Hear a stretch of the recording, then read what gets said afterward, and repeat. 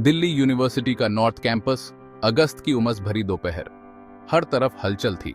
Campus की गलियों में चाय की खुशबू, ठेले वालों की आवाजें और नए नए चेहरों की जिज्ञासा। कॉलेज का माहौल कुछ अलग ही था, जैसे हर दीवार, हर पेड़, हर बेंच के पास अपनी कोई कहानी हो।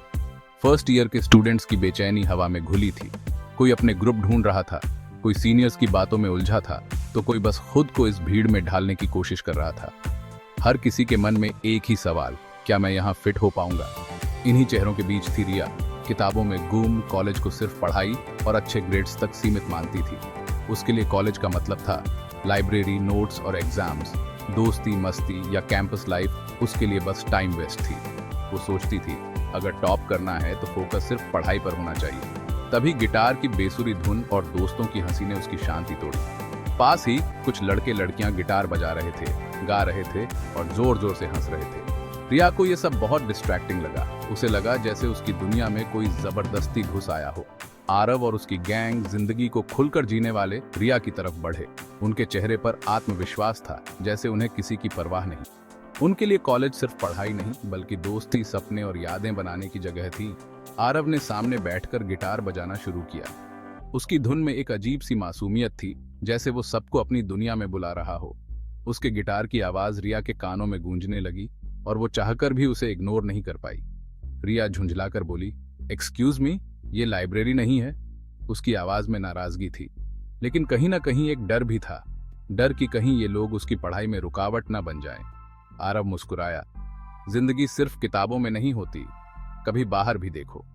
उसकी मुस्कान में दोस्ती का न्योता था और उसकी बातों में एक अलग ही सच्चाई। उसने कहा, कभी कभी किताबों से बाहर की दुनिया भी बहुत कुछ सिखा देती है। रिया ने अनदेखा किया, लेकिन आरव ने हार नहीं मानी। वो जानता था कि हर किसी की अपनी दुनिया होती है, लेकिन कभी कभी किसी को बाहर निकालना भी जरूरी होता है। उसने ठान लिया था कि रिया को अपनी गैंग का हिस्सा बनाएगा। उसने चाय का कप बढ़ाया। चाय, कहते हैं दिमाग तेज चलता है। उसकी आवाज में शरारत थी और चाय के कप में दोस्ती का पहला कदम। आरव जानता था कि कॉलेज की सबसे अच्छी बातें अक्सर एक कप चाय के साथ ही शुरू होती हैं। रिया ने ठंडेपन से मना कर दिया, थैंक्स बट नो थैंक्स। उसके जवाब में दूरी थी, लेकिन उसकी आंखों में हल्की सी जिज्ञासा भी थी। शायद पहली बार किसी ने उसे उसकी दुनिया से बाहर आने का मौका दिया था। आरव बोला, जिंदगी के इम्तिहान में सिर्फ किताबी ज्ञान नहीं चलता, कभी दिल की भी सुनो। उसकी बातों में अनुभव था, जैसे उसने खुद भी कभी ये सब महसूस किया हो। उसने कहा, कभी कभी सबसे बड़ी सीख किताबों के बाहर मिलती है, दोस्ती, प्यार और जिंदगी के छोटे छोटे लम्हों में। आरव और उसके दोस्त चले गए, लेकिन उसकी बातें रिया के मन में गूंजती रहीं। वो सोचने लगी, क्या सच में कॉलेज सिर्फ पढ़ाई के लिए है, या फिर यहाँ कुछ और भी है जो उसने कभी महसूस ही नहीं किया। पहली बार किसी ने उसकी किताबों की दुनिया को चुनौती दी थी। रिया के मन में सवाल उठने लगे, क्या वो अपनी दुनिया से बाहर निकल पाएगी? क्या वो भी कभी उन हंसते गाते चेहरों का हिस्सा बन पाएगी? रिया के लिए ये मुलाकात एक नई शुरुआत थी। शायद पहली बार उसने महसूस किया कि जिंदगी सिर्फ नंबरों और ग्रेड्स से कहीं बड़ी है। यहाँ दोस्ती, सपने और हजारों अनकही बातें भी हैं, जो एक कप चाय के साथ शुरू हो सकती हैं। लाइब्रेरी रिया की शरण स्थली। बाहर बारिश, अंदर किताबों की दुनिया। अचानक रिया ने महसूस किया कि कोई उसे देख रहा था। आरव, इस बार गिटार नहीं, एक नॉवेल के साथ। रिया हैरान थी, लेकिन उसने ध्यान हटाने की कोशिश की। आरव ने एक कागज पर लिखा, किताबें भी थक जाती हैं, कभी उन्हें सांस लेने दो। रिया ने जवाब दिया, कुछ लोगों को दूसरों के काम में दखल देने की आदत होती है। आरव ने फिर लिखा, दखल नहीं, दोस्ती का हाथ बढ़ा रहा हूं। रिया मुस्कुराई, शायद हो सकती है अगर आवारा लाइब्रेरी में शांति रखे। बिना बोले उनकी दोस्ती की शुरुआत हो गई।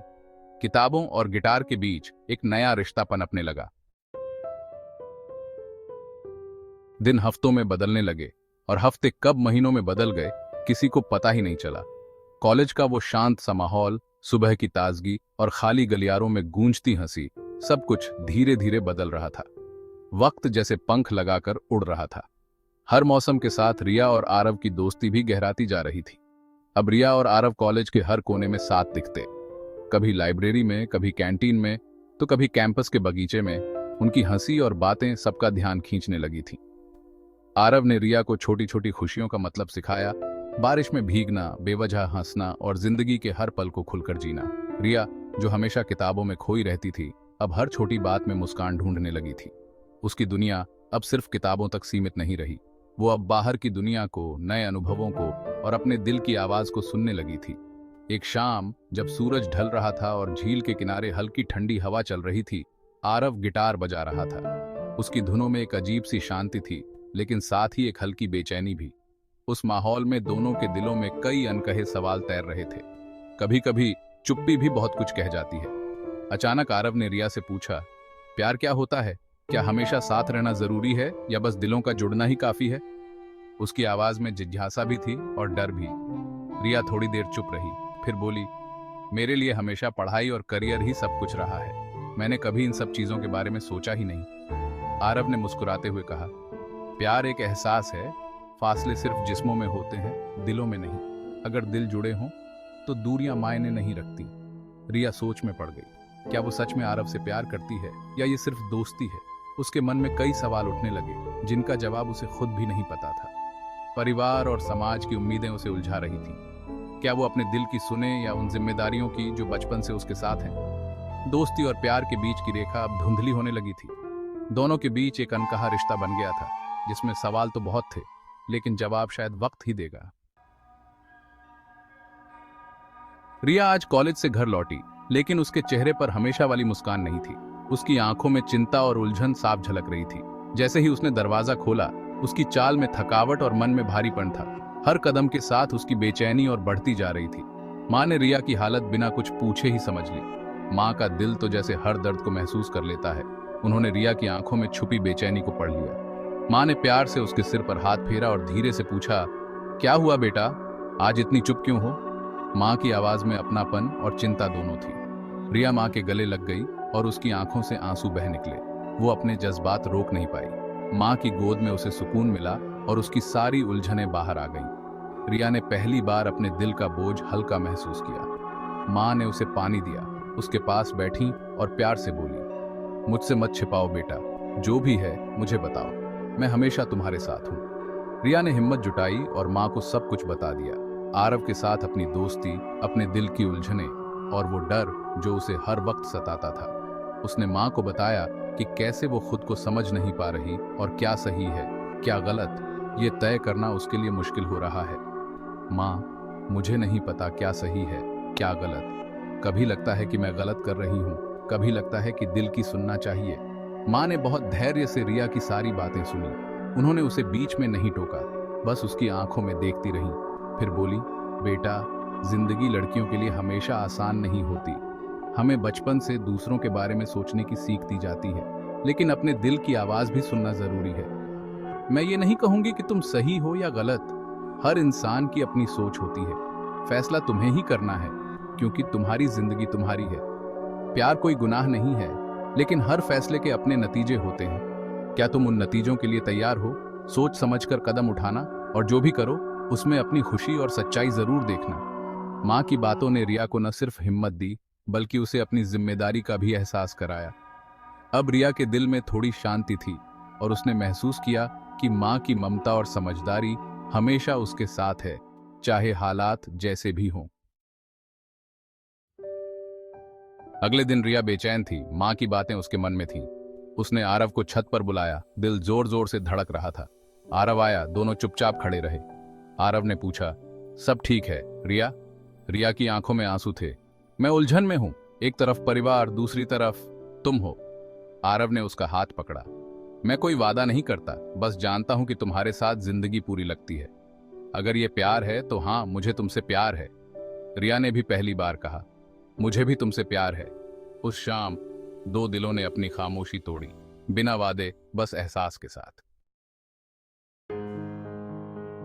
प्यार का इजहार हो चुका था, लेकिन अब फासलों का डर था। कॉलेज खत्म होने के बाद दोनों के रास्ते अलग हो सकते थे। रिया छोटे शहर से थी, आरव दिल्ली का। क्या उनका प्यार इन दूरियों को झेल पाएगा? एक दिन पार्क में रिया चुप थी। आरव ने पूछा, क्या सोच रही हो? रिया, मुझे डर लगता है, हमारा भविष्य क्या होगा? आरव ने कहा, प्यार फासलों से नहीं डरता, ये इम्तिहान है। अगर यकीन पक्का है, कोई दूरी अलग नहीं कर सकती। हम भविष्य नहीं जानते, पर आज को तो जी सकते हैं। मैं तुम्हारा हाथ कभी नहीं छोड़ूंगा। आरव के यकीन ने रिया को नई उम्मीद दी। कॉलेज का आखिरी साल, एग्जाम का प्रेशर, रिश्ते को छुपाने की कोशिश। रिया के घर शादी की बातें शुरू हो गई। पापा ने रिश्ता तय कर दिया। रिया ने समझाने की कोशिश की, लेकिन उसकी एक न सुनी गई। पापा के लिए परिवार की इज्जत सबसे ऊपर थी। रिया टूट गई। एक तरफ माँ बाप की उम्मीदें, दूसरी तरफ आरव का प्यार। उसे समझ नहीं आ रहा था कि किसका चुनाव करे। उसने आरव को सब बताया। आरव ने कहा, डरो मत, हम मिलकर रास्ता निकालेंगे। लेकिन रिया जानती थी यह आसान नहीं है। फैसले की घड़ी करीब थी। क्या वो परिवार चुनेगी या प्यार? रिया के फाइनल एग्जाम का आखिरी दिन। पढ़ाई पूरी, लेकिन दिल भारी। माँ का मैसेज, लड़के वाले आज देखने आ रहे हैं। रिया कांपते हाथों से आरव को ढूंढने लगी। कॉलेज गेट पर आरव मिला। रिया ने मैसेज दिखाया। दोनों की आंखों में हजार सवाल, जुबान खामोश। आरव ने पूछा, क्या तुम मेरे साथ चलने को तैयार हो? एक नई दुनिया बसाएंगे। रिया के सामने दो रास्ते, एक तरफ प्यार, दूसरी तरफ परिवार। माँ के शब्द, पापा की इज्जत, आरव का हाथ, सब एक साथ। कहानी यहीं रुक जाती है। क्या रिया प्यार चुनेगी या फासला? ये सवाल सिर्फ रिया का नहीं, हर उस लड़की का है जो प्यार और परिवार के बीच उलझ जाती है। जवाब वक्त देगा, प्यार या फासला।